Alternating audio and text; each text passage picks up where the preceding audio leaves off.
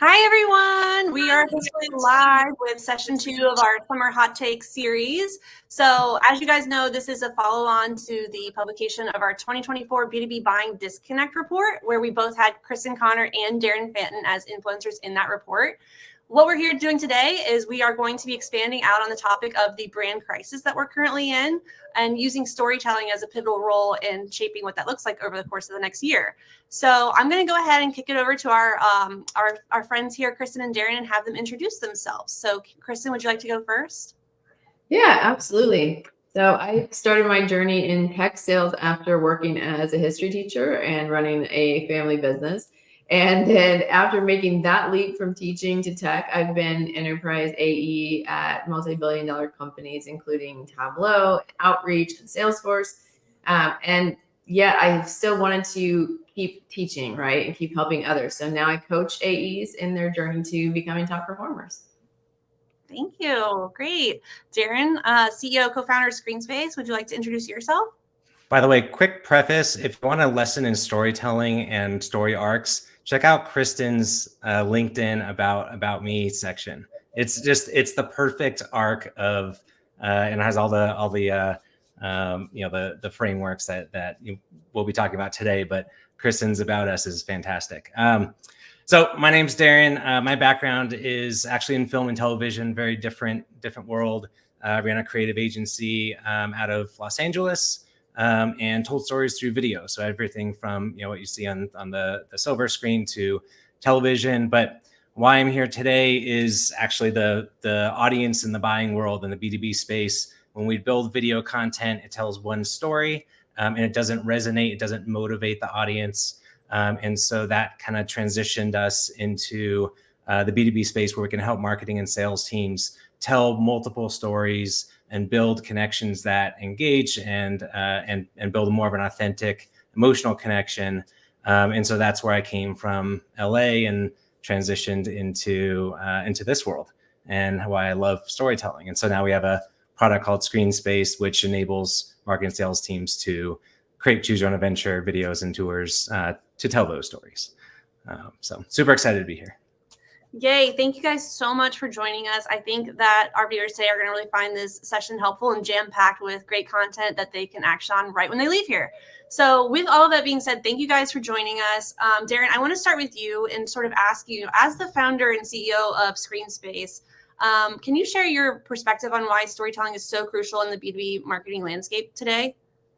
Absolutely. I mean, if you position yourself as a buyer, right, there's a lot of noise out there. Buying products today really sucks. And imagine you're out there trying to find a solution to a sharp pain in your company, and you've got dozens of products that you're looking through on Google, Trust Radius, their vendor websites. All of these products start to blend together. Their features look the same. Their promises are all comparable or identical. And they all sound too good to be true, of course. And they're all talking about how their product is so fantastic, how special they are. And so imagine if you're trying to buy a product for you and to solve your pain, and that's the world you have to work with. And so with storytelling, you can start to, marketers can frame your solution in a way that actually puts the buyer in the shoes of the hero. And so it becomes a lot more relatable. Complex ideas become very simple and actionable. And if you start to build that trust and that emotional level up front, which is so imperative, as we'll talk about in the report today, it opens up it drops their guard. They get, they lean in, they get more engaged with your brand and your product. And that storytelling is that catalyst, that path to allow them to understand and visualize that journey, the promised land that they're trying to get to, and even frame up their problem a little bit better so they can understand, all right, what am I doing? Is this something I need to solve? And by incorporating that storytelling, you start to pop out. You start to be that trusted brand, that guide that's going to help them on that journey. And now, instead of just colleagues or prior experience, they're now leaning on your brand and on you to help guide them through that journey. And so that's where storytelling is really imperative today to stand out and build that really very close connection with your buyers. Right. And it's no secret that storytelling has been a critical part of selling, especially in the last couple of years and especially in B2B. Krysten, how has storytelling evolved in sales strategies over the years? Yeah, so I think there are very few category creators anymore, right? Like Apple used to be that, if you think about from B2C space. And on a B2B side, Salesforce used to be that. Tableau used to be like a category creator. There wasn't anything like it at the time. But as solutions become more and more viewed as commodities, that novelty wears off. And then story matters a lot more. And then the buyer experience matters more, right? Because there's less differentiation with the product. So then how we guide buyers and how they feel about interacting with us matters more. And so when salespeople tell a story that resonates, they can instantly communicate that they understand what the buyer is feeling, what they want to know, what they're worried about. And that is a differentiated buying experience rather than just doing what most salespeople do and just feature dump. Yep. Okay, so let's get into more of the sales versus marketing showdown. So this question is for Krysten. How does storytelling help converge sales and marketing in the organization? Yeah, I think sales and marketing really should work hand in hand, right? Two sides of the same coin. And so, when marketing creates those customer stories is a big one, right? Because you can use customer stories to tell a story on your website. But then I've always found great marketing partners put together those stories with those great story arcs like Darren was mentioning. And then I, as a rep, have always gone to our website, looked at customer stories, and then created like flashcards for myself to be able to tell those stories in under a minute so that I can quickly call them up no matter what customer call I'm on, because telling stories is always preferable to just stating a fact, right? That's why in kindergarten we like show and tell more than we like just listening to the teacher, right? It's always more interesting to hear what someone else is doing, to hear it in the context of a story. And I think, and like we were talking about in the prep before, as a rep, because I wanted marketing to be able to have more of those stories and not just know them myself, part of what I include in my give get list is that people will sit down with marketing to do a customer story. So there's lots of ways that sales and marketing can work hand in hand to get these stories and then to use the stories. Right. So Darren, I want to sort of give you the same question. How can storytelling from your unique perspective converge sales and marketing? Well, I mean, the bottom line is we're all problem solvers, right? Someone's got our problem and we're here to help them solve that. And if we have the right product, we have the right solution for them, it's a match. If it's not, we can nurture them and build that long-term relationship. But sales and marketing teams are there to help their buyers. And that's the bottom line. They're not there to just sell a product, they're there to help. That will, consequently sell a product if it's the right fit. But keeping that in mind, the marketing and sales teams, the story that transcends from, the first awareness of your product all the way through success, and the story never ends, right? Even in success and at the end of the term, the story still matters very importantly. And so that needs to cross even beyond marketing and sales through the whole organization. Because that buyer is not, they're not switching gears, they're not switching hats when they're going from a marketing top of funnel experience to sales. They're the same person. And it could be in the same day if you're efficient enough. And so that story needs to be consistent. That messaging needs to be consistent from every channel all the way through the funnel and beyond. And it needs to be felt by that buyer. And the only way to become that trusted source and stay and maintain that trusted source for your buyers is to instill that story and that feeling and that consistency that they can continue to trust. As soon as it starts to break down and you go from, something you see on the website or on Trust Radius, and then you get on a sales call and it's a very different story, or they don't know you, they start to feel like, oh wait, I thought you knew me. Marketing made me feel warm and loved, but now I'm on the sales call and they don't know who I am yet. Right. And so that's where a lot of, tools and other solutions can help bridge that gap as well and help enable those sales teams with what marketing can capture in other channels. Right. And we know how important storytelling is in both the awareness and consideration phases of the buying journey. When we look at the findings from our 2024 B2B Disconnect report, we know that buyers are shortlisting products that they've heard of before. So really top of mind brands, which tends to favor established leading brands.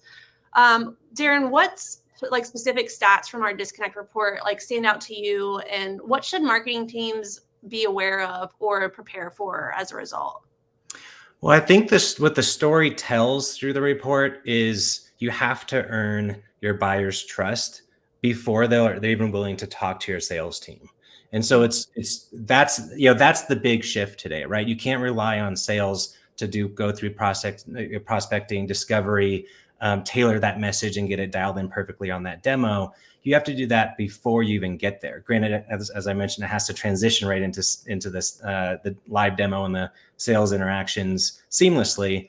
But top of funnel, it's now really leaning on buyer enablement, self-guided content that's engaging, that's relatable, and can really hit that emotional chord. That's going to build that trust. With them, and eventually, ultimately motivating them to click that, book a demo button or, dive into the trial. So really the biggest takeaway for me is, what a great sales team can do needs to now be implemented on the marketing side and automated. And it's not easy. And so that's why there's solutions that are coming out in the demo automation space, and, to help tailor that content up funnel and be able to allow those, your buyers to build that trust and have that authentic connection to motivate that. And whether it's direct or indirect, they need to have that emotional feeling and connection to your brand to be shortlisted, and earn you the right to be on a demo call with that buyer. Right. One of the things that we learned in our Disconnect report as well is that 44% of enterprise buyers prefer no premature sales outreach. So, Krysten, for you, how do you think sales teams should adjust their strategies in light of this statistic? Yeah, when I saw that stat, it wasn't a surprise, and that enterprise buying personas, enterprise buyers are getting, upwards of 200 emails every day, right? So it's understandable that whenever they're kind of in a research phase, they're thinking like, I don't necessarily want to hear from these folks right now. But what I also say when I saw that is they prefer no bad outreach, right? So they prefer stuff that doesn't feel premature, that doesn't feel presumptive, that doesn't feel like too much, right? Like what feels premature is when a salesperson sends them something that says like, hey, I saw you visited our website. Well, like there could be a lot of reasons for that. I mean, that's the same as if you're in Old Navy and somebody comes up to you and you're just like browsing through racks on looking at a sweatshirt, and they're like, I saw you looking at that. Can I help you with that? Can I get that in your size? You're like, too much. It's too much. I'm just looking. I didn't even ask a question yet. Right. So real, Krysten. we don't want to do things that feel like too much. But I think to your point, if we tell a story about how someone like them used us in a different capacity or to solve a certain problem, that can be a thing that is actually helpful for them to know rather than feeling premature. Right. It's a natural, organic path to get to your product, right? You have to earn the right to show your product and talk about your product. And so through storytelling, like you're saying, Krysten, it starts with the buyer. What are you looking to feel? What are you trying to do? Let's talk about you.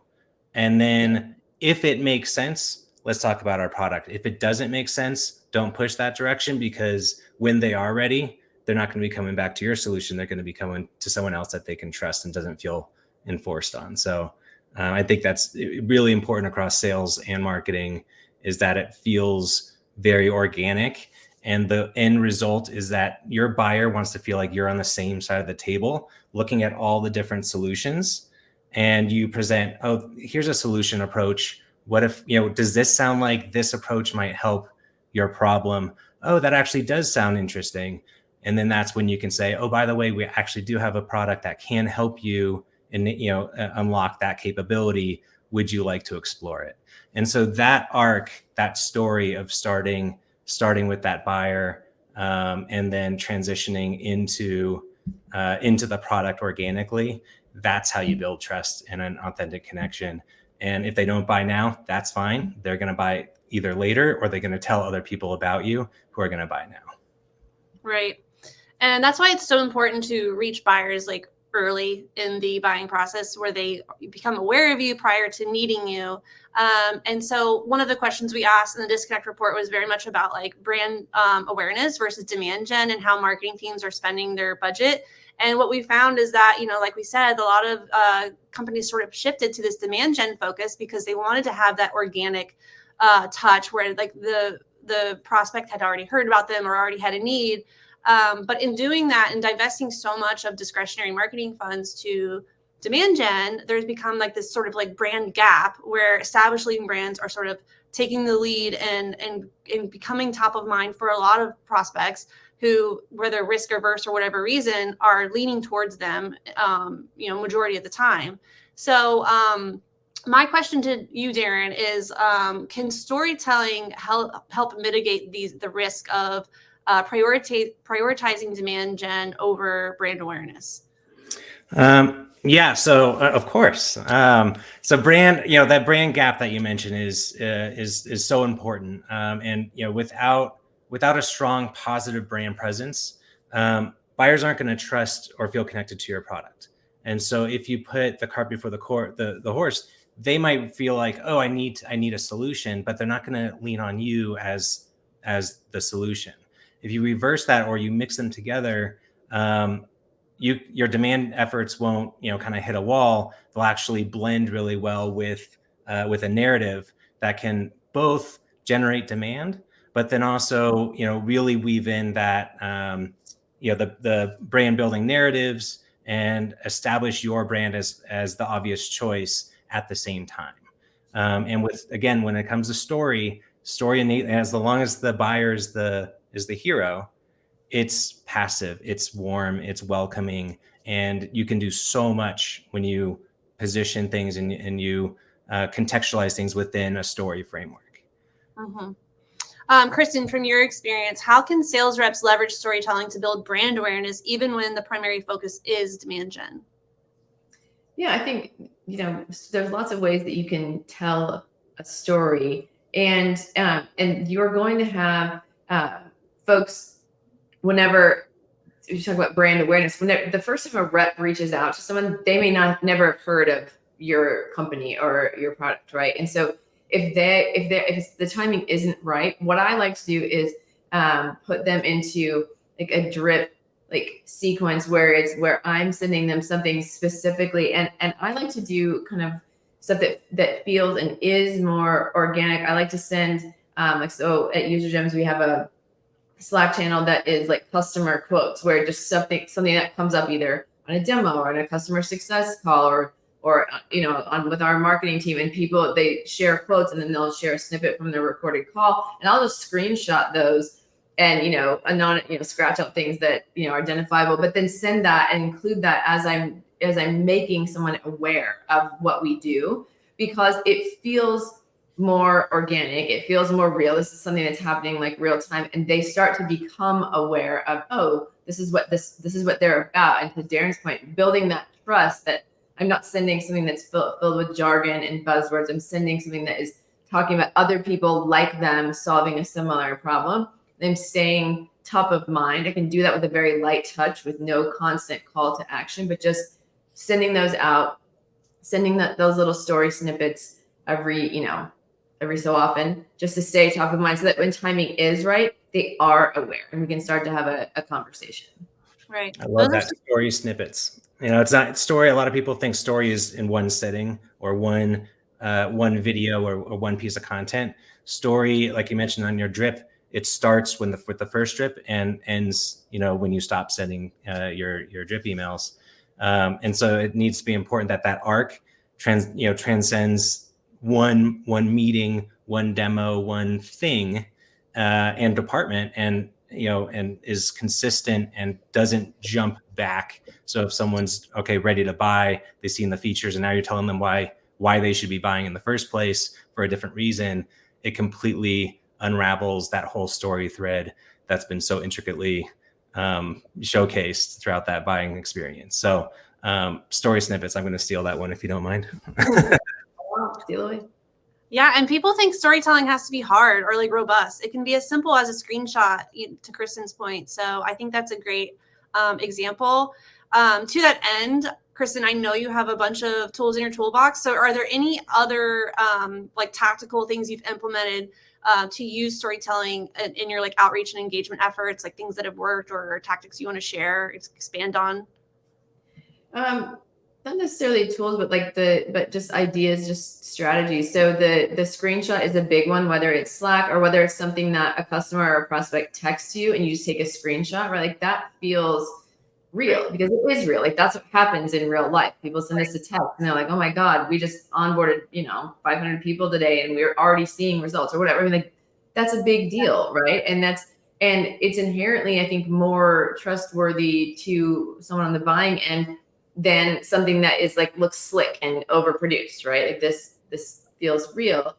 I also like to whenever possible, just like the good elements of a story include details of who the person is, like what their role is. And if I'm telling a story in a demo and I know I'm going to tell it, I have come up with I would always create different slides for different stories that I could use in a demo that included that person's picture, right? And their name and their role at the time, because you can say, it's one thing to say like, oh, we help someone just like you, versus if I say, well, whenever I was working with Darren last year on the same problem and I bring up, his picture and we talk about what his role is, like that feels like a story. Otherwise it's just an example, right? But there are ways that you can tell stories, whether it is a screenshot or whether it's someone's picture, but making it feel like a story rather than just feeling like an example or something that is just filled with jargon that would have come from your website. Yeah, the imagine if story is also a great fallback. If you don't have an actual story, if this is a new customer, a new segment for you, imagine if you were going through this process and you visualize that journey for them. And I always coach our customers on sometimes that is more powerful if you start with imagine if, then to end the story and say, hey, by the way, Margaret's real. Margaret is actually one of our customers. And now you've got that twist where they're connected, but then at the end of that story, they think, wow, that was actually real. I thought that was a fake scenario. And so you add that twist, another story arc element. But that's a great fallback. If you don't have an actual customer story you can pull from in your earlier stage, that's a great way to still tell a story without starting to shift right into feature dumping. Yeah. Right. I love that. And how would you include that from like the beginning stages of like initial contact to like closing the deal? Or is there different ways that you would implement storytelling like at different phases of the journey? That actually is a perfect segue, because when you're top of funnel, you don't have the details of that prospect, right? And so that's where the imagine if stories are very powerful. Granted, if you take a case study and you can wrap that into a story-based a visualization, it can help people connect to it. But like Krysten was saying on our prep call, she had a client that was slightly different than what she had expected or what she had presented the story. And it didn't make sense to Krysten, but to them, they did not relate to the story at all. And he was even taken back by it. Sorry to tell your story, Krysten, but it shows that you have to understand the context, your audience, and what's the goal. And so if the goal is to get them to book a demo, or it's top funnel, go to your website, it's telling a story that's going to motivate them to get there. And as they go down that journey and the transition from marketing to sales and success, the story just gets more dialed in more and more and more until it gets to a place where a year later you can switch that name with that person's name. And now they become the story. Right. So interesting. So in light of our topic being around storytelling, I think it'd be a great time for you, Krysten and Darren, to sort of share your own stories of things that have really worked well to drive buyers' decisions or drove success for you in your unique backgrounds. So Krysten, I'll go with you first. You worked for Salesforce, Outreach, Tableau. Are there any initiatives that you had like from a storytelling perspective that just like nailed it?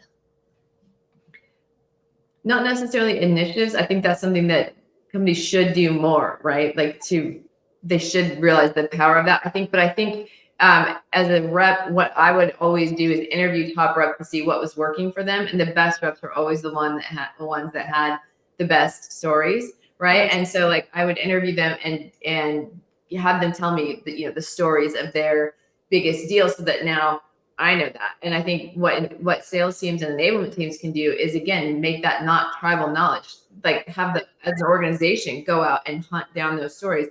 And I think it's also important, just like, you guys have been talking about from a marketing perspective, from an awareness perspective, there's a certain type of story you tell. Whenever you're in a sales process, at the beginning, people are worried about, can this thing do what I need it to do? How is this product different than what else is on the market? But then at the end, they're worried about risk, right? So we have to tell different stories as salespeople that address the underlying question the buyers are asking themselves. Like, does this do what I need it to do?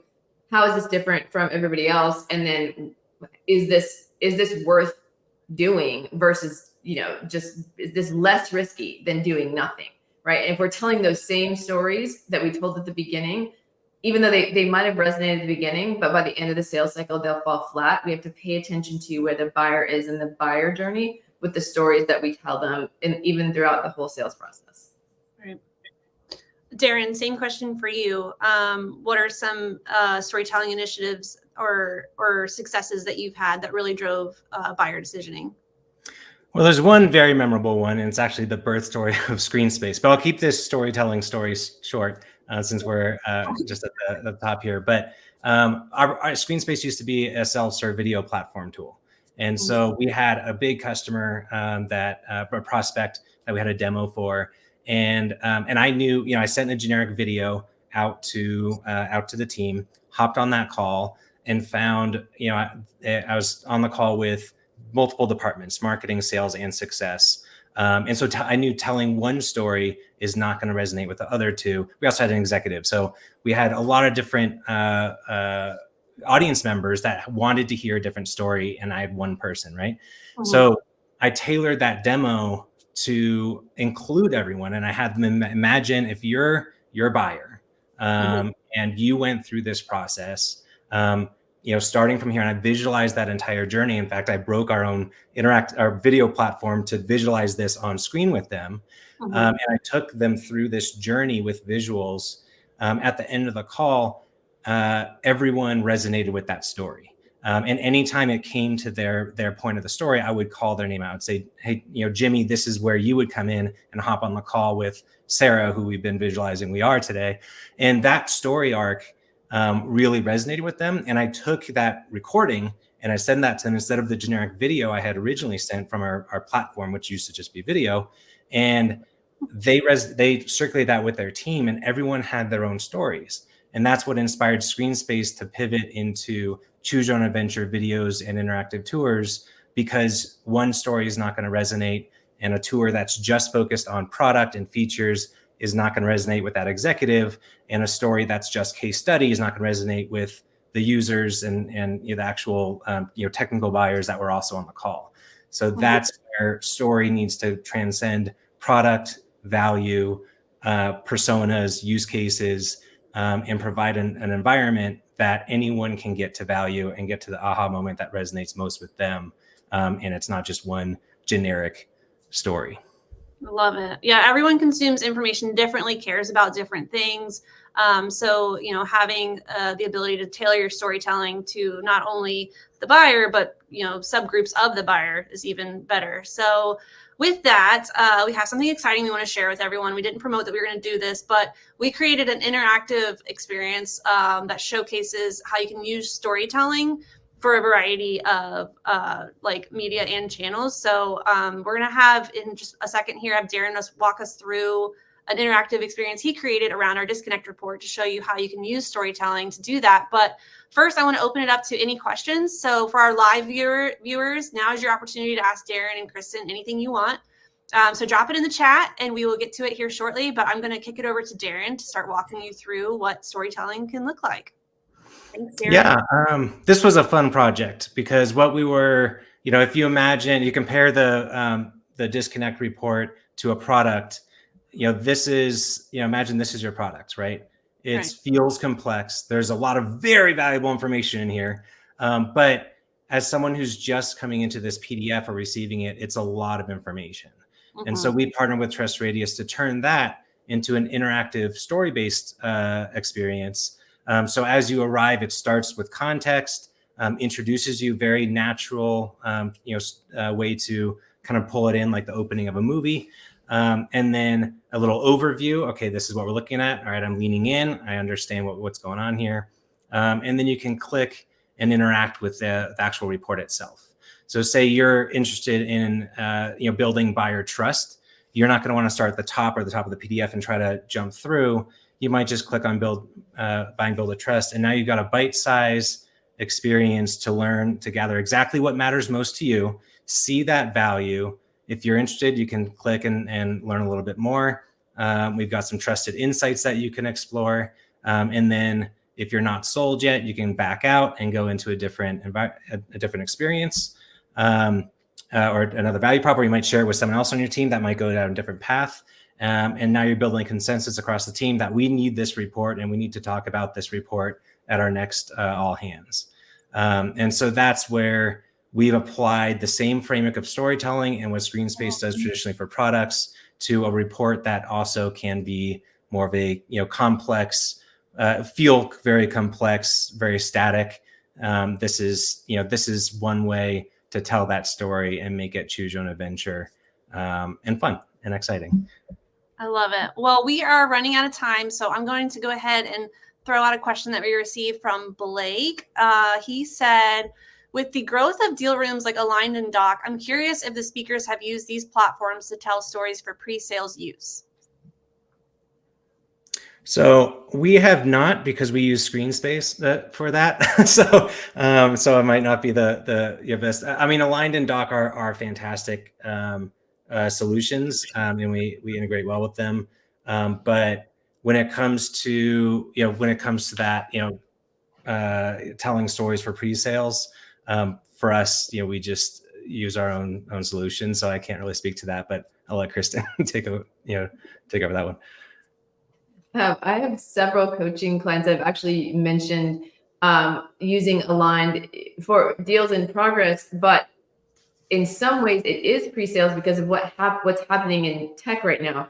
And it happens always, but it's really happening a lot now, is when leaders or people or stakeholders in the buying committee leave, they get promoted, they take another job, the company goes through a reorg. All of a sudden you have different people that are going to be involved in the sale. People are using tools like Aligned and Doc to be able to bring new stakeholders up to speed, right? And Darren, I can see also from like a choose your own adventure, perspective that, instantly those people can have an instant understanding of how they fit or what their, what their interaction with the product would be or how it solves their problem. So I think that they're definitely, from a sales and marketing, the different sides of, like I said, different sides of the same coin, but people are always, especially in enterprise deals where you have different stakeholders being brought in or leaving. I think tools like that can be great to keep people up to speed, or even for them just to review the stories you've already told them, right? Because people have slept since the last time you demoed last week.